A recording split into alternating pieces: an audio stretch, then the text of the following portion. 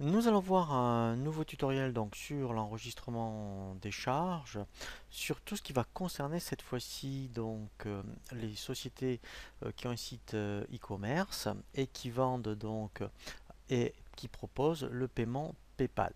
Donc là, effectivement, on va voir comment enregistrer donc la commission PayPal et que après sur votre compte bancaire, effectivement, vous donc bénéficiez de votre vente moins les commissions de PayPal. Alors, l'astuce en fait, c'est de créer un autre journal de trésorerie PayPal. Pourquoi? Parce que PayPal est une banque à part entière.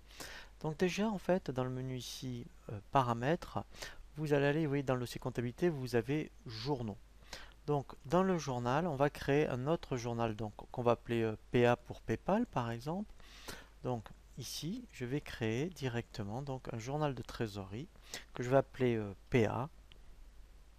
Voilà, ici, ça sera donc de type trésorerie. Et ici, donc, je l'appelle PayPal. Et ensuite, voilà, ce que je vous conseille, c'est de faire une contrepartie. Et on va créer, bien sûr, un compte 512 qu'il va falloir associer au journal. Donc là, on va en créer un de spécifique, puisque là, vous voyez, il n'existe pas. Donc là, je vais créer, par exemple, le 512.3. Voilà. Donc ici, je mets le 512.3. Voilà.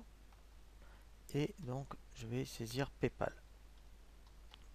Voilà, puisque dans un premier temps, lorsqu'on fait une vente, eh bien la vente va donc sur PayPal. C'est après vous qui faites une opération pour demander le reversement de la vente moins les commissions PayPal. Donc maintenant on va effectivement, donc ça c'est normal, c'est parce que comme j'ai choisi du ligne à ligne, il me dit qu'en fait on ne peut pas, je dirais, changer en cours de route. Voilà, donc ça c'est la première chose à faire. Ensuite, on va faire notre saisie. Là, je vais directement dans le journal de trésorerie. Je vais aller dans mon journal PA pour PayPal. Donc, ici, première chose, donc j'ai fait une vente de 120 euros TTC.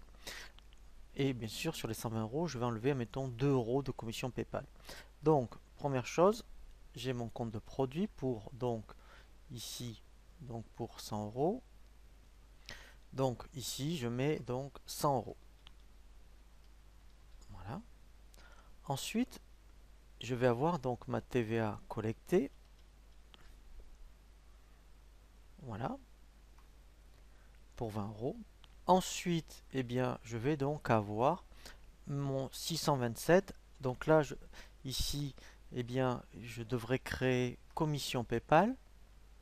Voilà, donc je me crée un 627.1. Voilà, je vais l'appeler commission PayPal pour 2 euros par exemple. Voilà, et réellement, voilà, moi je vais toucher sur mon compte PayPal 118 euros. Donc ça, c'est la réalité.